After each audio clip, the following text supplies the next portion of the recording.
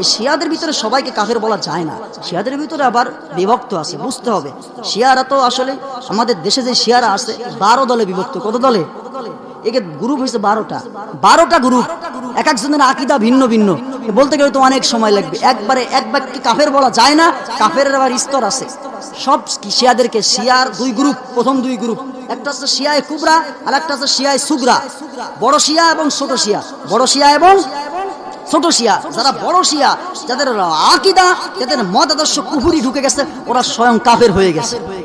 আর যাদের আকীদার ভিতরে সমস্যা নাই, কিন্তু ওই দলের ভিতরে আছে কিন্তু আমল ঠিক আছে, কি আছে? নামাজ করে, রোজা করে, এদেরকে কাফের বলা যাবে না। এদেরকে কি করা যাবে না? কাফের বলা যাবে না।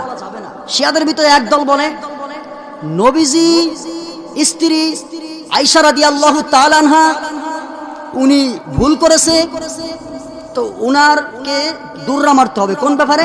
ওই যে ইফকের ঘটনা, নবীজি যুদ্ধের ময়দানে যাওয়ার পরে হযরতে আয়েশা রাদিয়াল্লাহু তাআলা আনহা তখন ছোট ছিলেন, উনি হাজত সারতে গিয়েছিলেন জঙ্গলে, এসে তাকে কাফেলা নেই। হযরত আয়েশা রাদিয়াল্লাহু তাআলা আনহা ওখানে থেকে গেলেন, কাফেলা চলে আসলো। এক সাহাবী উনি গিয়ে দেখলেন কে যেন ওখানে চাদর মুড়ি দিয়ে ঘুমিয়ে আছে।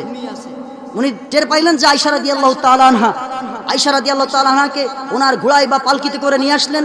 আসার পরে মুনাফিক আব্দুল্লাহ ইবনে সরুর, মুনাফিকের সর্দার, সরাই দিলেন যে ওরা জিনা করছে। নাউজুবিল্লাহ বলেন, অবৈধ সম্পর্ক করছে, নবীজির স্ত্রীর ব্যাপারে এমন কথা বললেন।